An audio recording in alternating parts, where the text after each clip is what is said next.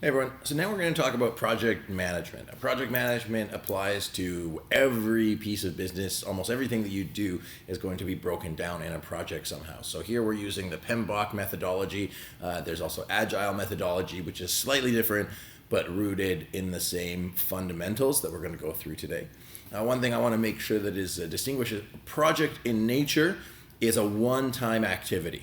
So when we talk about building strategic plans out and you look at your objectives and your KPIs, you can break some of those down into specific projects. For example, whether you're launching a new product, entering a new market, or really making a drive for sales. But a program is something that goes on continually. So just understand that what we're about to share here is the methodology for a one-time activity that has a very specific outcome and is limited by a specific time frame. Okay, but project management can be extremely useful. Well, it's in the fundamentals of everything you do, whether you call it project management or not.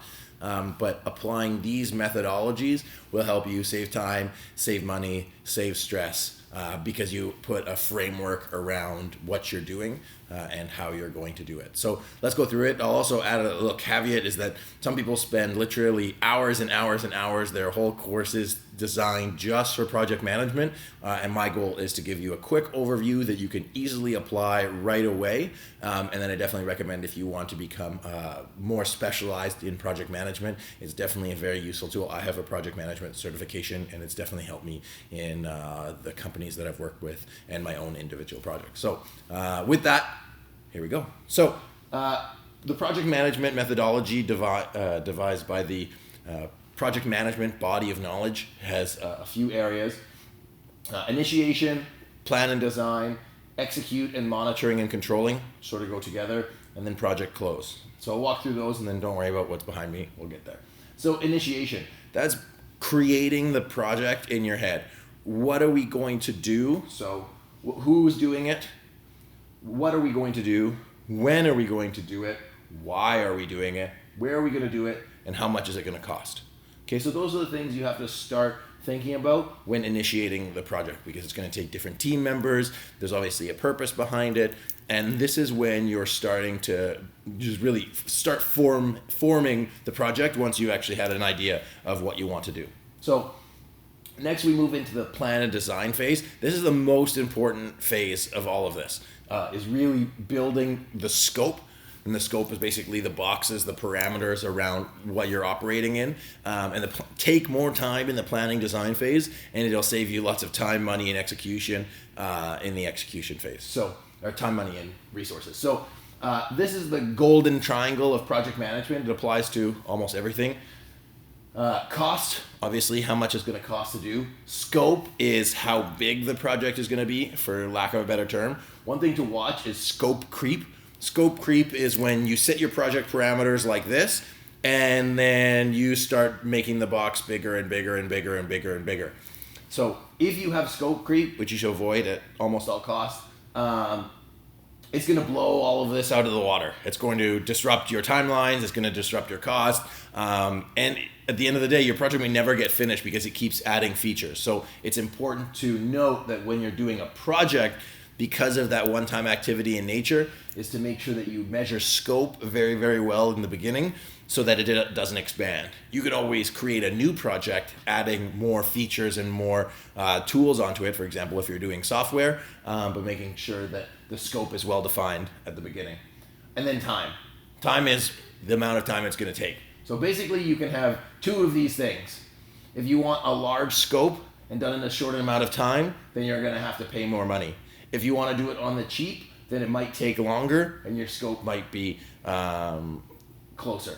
And then if you want to do something with a small scope, then you could probably do it quickly, but it might also cost you money. So you can have two of those things, but it's important to realize that they are at odds with each other. So you can't have something done of high quality that's really good and fast, typically. So we've understand the initiation, we've understand the planning and design. So now we're going to work into the planning and design and talk about a work breakdown structure and what that looks like. This has been super valuable for me in my project execution, because you have to outline from the very beginning all of the tasks that need to get done. So the project manager, the one who's actually owning this project, will go through this, but having a lot of different, or a few people contribute to the work breakdown structure through their expertise will be really helpful in getting things done and actually figuring out what that is. So what is a work breakdown structure? It's basically identifying all of the tasks that you have to complete and laying them out ahead of time. So what's different than just doing like a to-do list is a work breakdown structure includes a few other things. It includes the start date of the activity. So when you create your project scope and your timelines, you're going to say, oh, it's going to run from September 1 till August 31st of next year, or of 2 years from now, or of 3 or 4 years from now. And so each individual task has a start date when you anticipate to start the actual task. The finish date, which makes sense, when you're going to complete that task, what is the deliverable that's going to come from it, how much time is it going to take. So depending on how big your project is, you can outline your project in minutes, in hours, in days, in weeks, in months, in years. Most people will probably use days or weeks to do timing on their project, but of course, depending on the scope of what you're working on, timelines might be different. So we have a start date, we have a finish date, we have a time, and then we have dependencies. Now, dependencies are really important because let's say your job is to build a house, and you're building a project plan for building a house. You cannot start putting the windows of the house in until the frame of the house is on. And you can't put the frame of the house until you dig the hole. And you can't dig the hole until you get rid of the old house, and so on and so forth. So that's what dependencies are.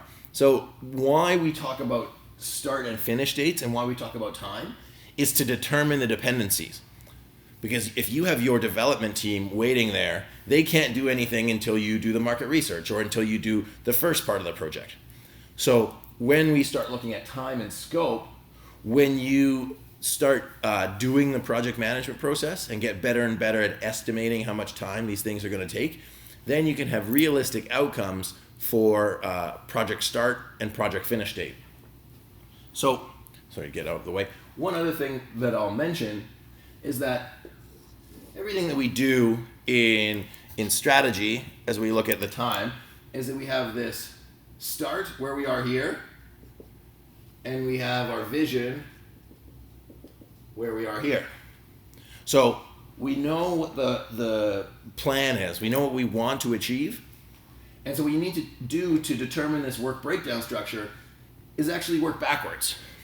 Now you can work backwards in a linear way, or you could work backwards in an exponential way. But everything we do in strategy when we look at the vision is taking that step back either by years or months and saying, okay, what do we need to do today to get there in the future? And working backwards from the vision, from where we want to have that desired outcome from a project, will help you understand all of the different tasks that you have to do here. So instead of going from start to say, what do we need to do to get here? Start with the vision and work backwards from there. And it'll be a way more effective process. Okay, so now that we know the work breakdown structure, we understand the tasks that are involved, we understand why we're doing this project, then we start looking at the time it's going to take, the deliverables that come out of it, and if you want, you can build something like a Gantt chart. Now this is a very, very easy looking Gantt chart, but what it means is it's visually plotting the time it's going to take for each activity. So what I have here is our first activity is going from day 1 to day 10, okay? Then we have our next activity on our work breakdown structure that goes from day 2 or day 5 till day 20. I'll make sure I turn this so you guys can see me. There we go. So day 5 to day 20. Now our third task starts on day 10, but it can't start until task 1 is completed. So that means that if task 1 is delayed, then task 3 gets delayed. Okay, so this is when we talk about the dependencies, and what we'll get into is the critical path. Now the critical path is the shortest amount of time that the project can get completed in. The critical path is the shortest amount of time the project can get completed in. So when you're building out the things on your work breakdown structure, you're going to look at all of the things that have dependencies attached to them. And so let's say this takes 10 days, and this takes 30 days, and this takes 20 days, and this depends on this, and this depends on this, and this depends on this, and the other stuff I can do in the meantime, then in this example, the shortest project time is 60 days. Because if one of these things get pushed back, then it pushes the whole project back. Typically, project managers are very optimistic in their planning. Now, there's nothing wrong with being optimistic, but it's also important to be realistic, because if you have stakeholders that are expecting your project or customers that are expecting your project, that you want to scope it out appropriately to make sure that you don't disappoint anybody, or worse, anger somebody because of your inability to scope properly. Some projects, for example, there was a light rail project that was actually, they said, if you don't finish it by this date, we're going to charge you $1 million per day extra as a fee, as a fine for doing it. So, and on the other hand, is if you do it early, we're going to give you a bonus. So they actually finished it 70 days in advance. But that's extra incentive that you can put in, or punitive if you don't get people to do it, to make sure that they scope their project and time their project appropriately. So going back to critical path, we have this on our critical path, we have this on our critical path, and then we look at the whole time it takes to complete the thing, and that's how long your project is going to take. So we've got the initiation, we've got the plan and design. Executing and monitoring and controlling are equally important. Obviously, businesses now, everybody, executing is key, but monitoring and controlling and executing go at the same pace. Because you execute, and then you realize that certain things aren't working like they should, and then that's when you say, okay, how are our KPIs doing? How is our progress going against this project? How are we actually achieving on our plans? Are we on time? Are we on budget? Are we on cost? Is the scope being respected? So you keep going, and then project close. Close is when you've delivered whatever you're delivering, you've achieved whatever you're achieved, and you've basically completed the project, wrapped the bow around it, and written up your report with lessons learned. What could we have done better? What did we do well? What should we learn about next time? And that's one of the things that actually isn't included in many organizations, is creating lessons learned. Talk about what we know and what can we learn as an organization so that we get better in the future. So that's a really, really quick wrap up of project management, how to implement it in your organization to get better efficiency. The keys to remember are initiation and planning and design. Take a lot of time doing that, and it's going to save you time, money, and effort in the future. Realize that time, cost, and scope are at odds with each other. So if you want to do a really, really great project for cheap, it's probably going to take a long time to do. When you're creating your project and creating those tasks, so once we've set out our strategic objectives, then if you're going to attach a project to it, who's going to do the project, what are they going to do, when are they going to do it, why are they doing it, where is it going to be executed, and how much is it going to cost? You should also probably put a cost benefit attached to that as well. Create a work breakdown structure with all of the tasks that go into each project that you're doing. Create a start date, a finish date, and then a time attached to each activity, and then realize if there are dependencies for each of those tasks. So does one of the tasks need to be completed before the next one can actually start? When creating your project, instead of starting where you are and then walking forward, start at the end and work backwards. It's a little bit counterintuitive, but it'll really help you understand all of the steps that you need to put together to create your project plan. Build a Gantt chart so you can visually represent all of the things that you need to do, and it'll help you better understand dependencies. It will also make it easier to communicate the plan with your other stakeholders and other people on the project so they can track its progress and realize where you might need help. There are also lots of project management or strategic planning software that you can use to track your Gantt chart and track your implementation on all of these. Recognize the critical path. The critical path is the fastest you can complete the project, and the time for that is all of the items that have dependencies on one another.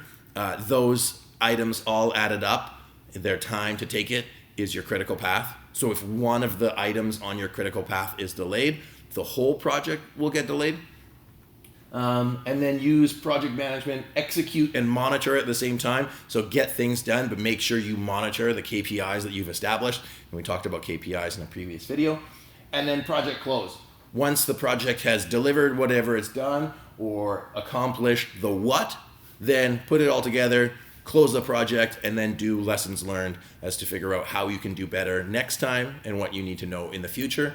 And again, if you're looking at becoming a better project manager, there are lots of different methodologies, Lean, Scrum, PMBOK, that will help you get projects done more effectively and then build out a thorough or more thorough process when it comes to project management, because depending on the maturity of your organization, some really like you to do a full project plan, whereas if you're a smaller, leaner organization, they just want to get the project done. But the most important thing I want to leave you with is take time to do this work breakdown structure. Take time to put the tasks associated with it in the timeline so that you respect your plans, and then work backwards from that vision to get to the start to get more things done more effectively. So I hope that helps you manage projects and be more effective in the future, and I look forward to sharing with you in the next video. Take care.